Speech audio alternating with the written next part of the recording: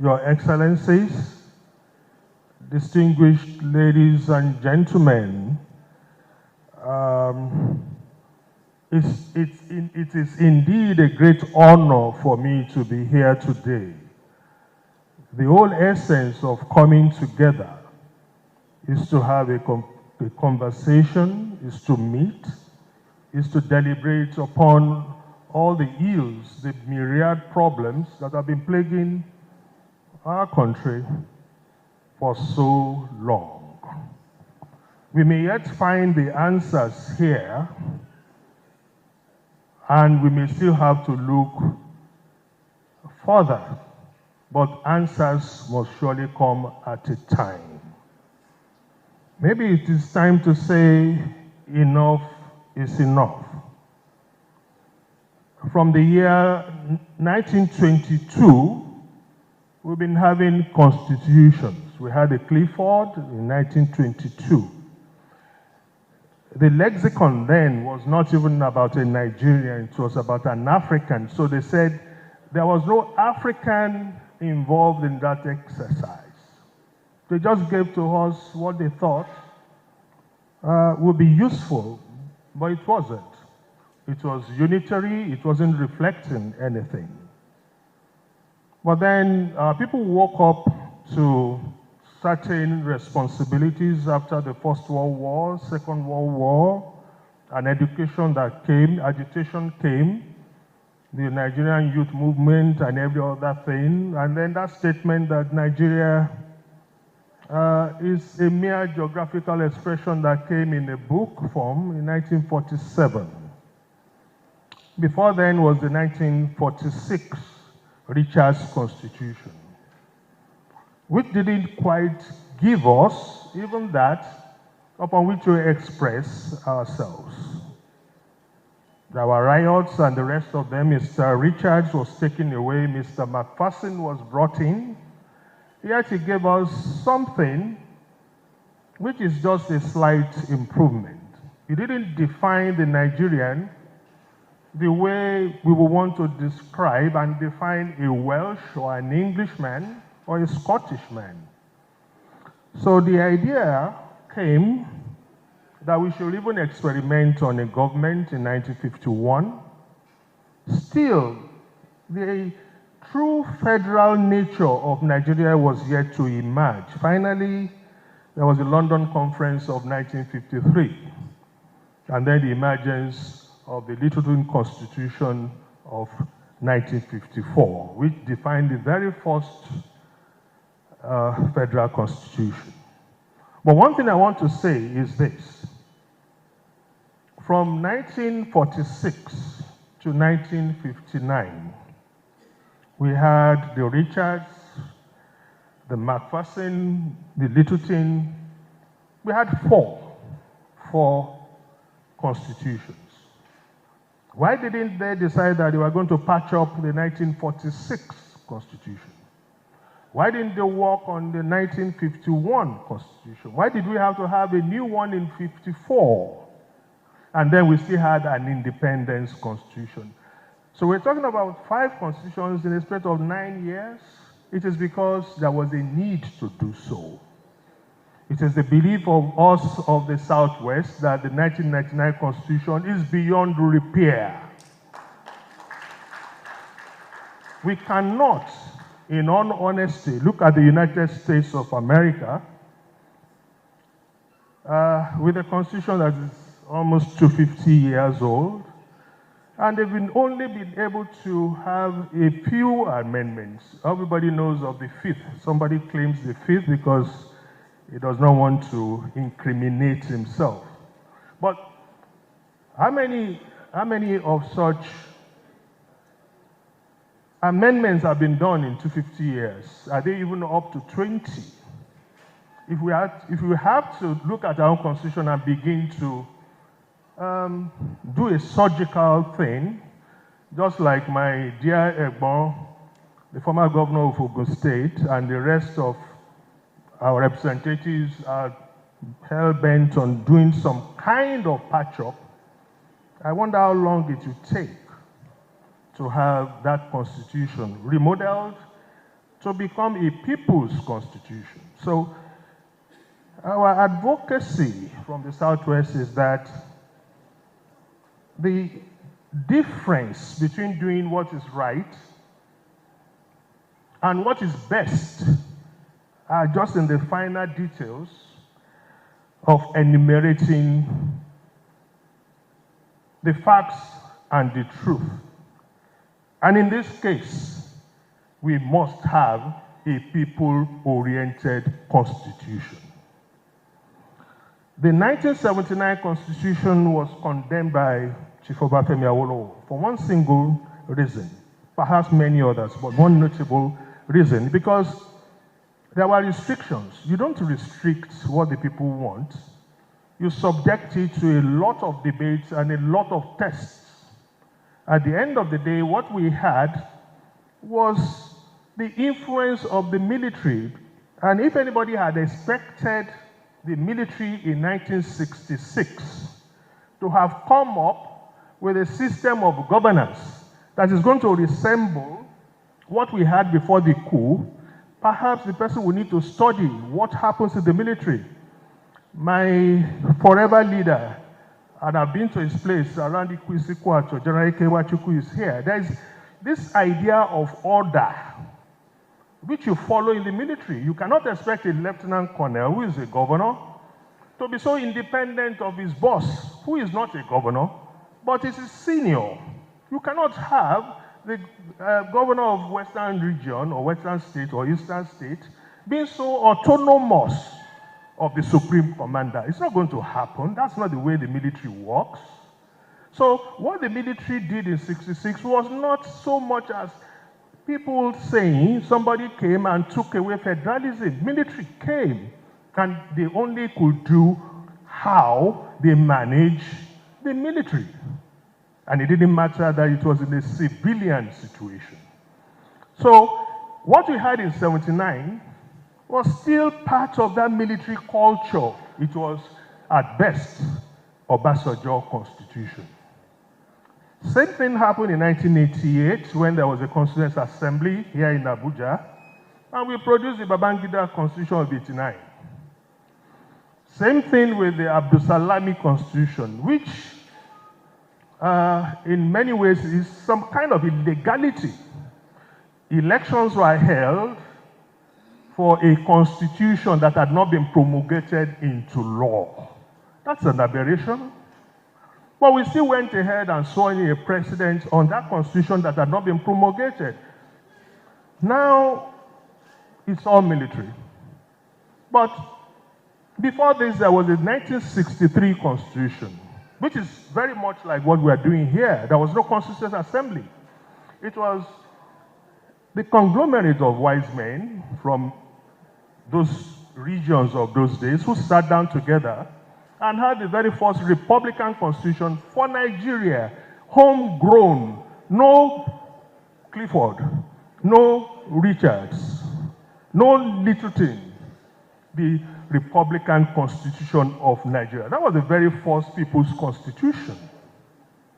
We had something close to that in 2014, and Providence didn't allow that to stand. Now we have yet another opportunity of an homegrown solution to all our problems. Our prayers in the Southwest is that may this exercise give us the required constitution to steer Nigeria forward and steer us away from a certain destruction. If ever there's going to be a prayer, if anybody is ever going to believe in the power of prayers, it is now, so that this effort will not just go against the powers that and principalities that we need to appease one way or the other. The people will have the right to say this is how we want to be governed. I have prepared a slide, it's showing there, but I decided I'm not going to follow that. We prepared a 90-page document, which will take a longer period to even begin to talk about point for point. I felt the best thing we could do is appeal to our sense of belonging, of wanting to rectify a situation and not make the kind of speeches out of written words. Those who would distill all that the zones have prepared would do a good job to that which has brought us here. When I was made the chair, I said to myself, it's an opportunity to practice my indoctrination and my conviction and to bring everything to fore in a way that it will be politically agnostic.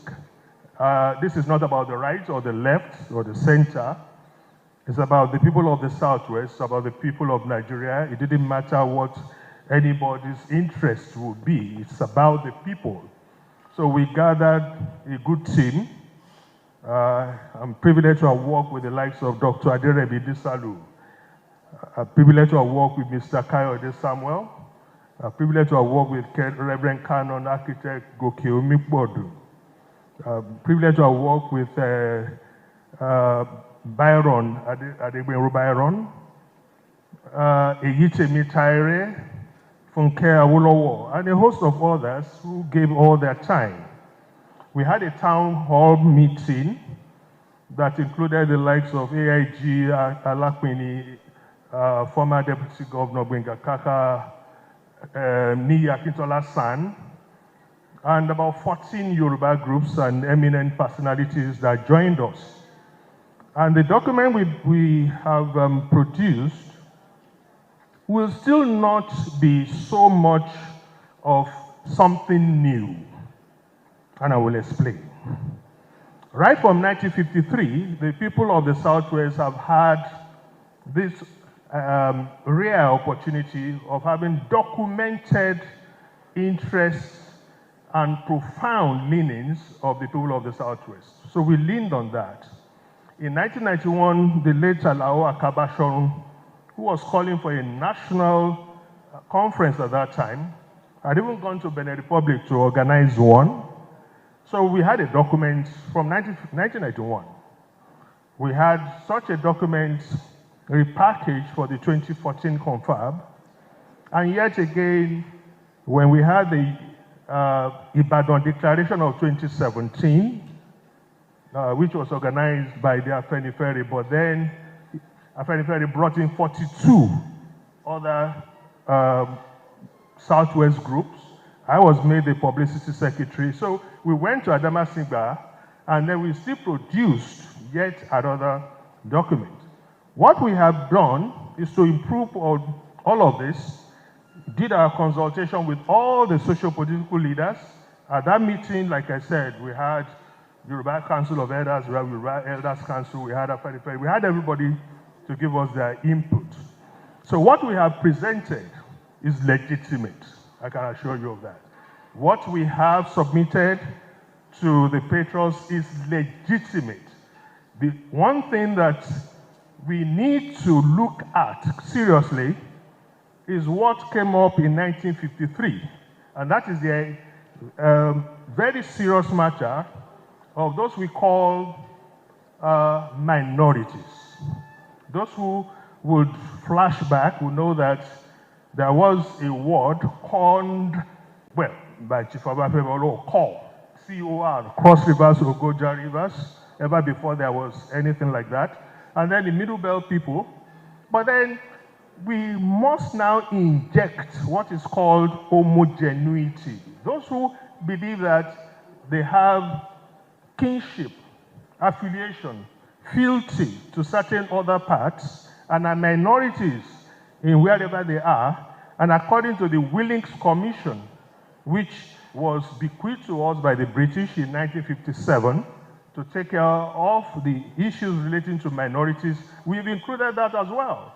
So for all of those in Okun, in Kwara, in Akoko Edo, in Warri, and anywhere else contiguous to the Southwest, who feel that they want to be part of the greater, larger Southwest, well, Why not subject it to a referendum? There were quite a number of people there yesterday, perhaps here today, if not for the referendum of 19... Prof, please remind me, Prof. Zuckerberg, when was it, the Northern Cameroon's referendum? If not for that, they would not be part of Nigeria. So if we have to subject this Willings Commission thing that the British didn't quite fully execute before they left, let's do it now. Let's have that homogeneity so that we can reduce friction, we can reduce tension. Another thing we added to what has been existing is the idea of fiscal as well as physical restructuring. And I will explain. We have one single tier of policing in Nigeria. It is never enough. I had this very untoward experience of one of the Obas having been kidnapped, and we left in the dead of the night. We arrived at dawn, only to find 2 policemen in this community of over 10,000 people, and these policemen don't even carry guns. So we need policing at the community level, we need policing at the city level, we need policing at the state level, and perhaps we now come to that which the people of the Southwest are saying we must have again, regions. We say no to statism. Statism is all about those who want to go from wherever they are to Abuja, bowl in hand, to go and collect allocation. We don't want that. People should be able to learn how to work. We must bring back what is called competition. Yesterday, I saw Professor Pat Tomi, and I said to him, Ibadan boy, we meet again. He was at Loyola. I was at Ibadan Grammar School, older than I, but we always meet on the football field. Ibadan Grammar School will always beat Loyola until they went and brought one Lukula. Then we almost played a draw, but then we still beat them. But that is competition. And we had a lot of memories. There was the time Chief Obafemi Awolowo, who had started the first television in Africa. And naturally, it was the first in Africa. He didn't have to say so. But Chief Michael Okpara, ever alive to responsibilities, 3 months later, started and finished the Eastern Nigerian television.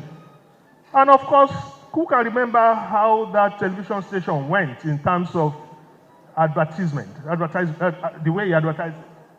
He said, Eastern Nigerian television, second to none. I like that. It was healthy competition. So why have we jettisoned competition? We should have everybody producing just like we used to produce. The human capital, the human resources we have are in abundance. We have, even apart from DRC, Nigeria being the most, well,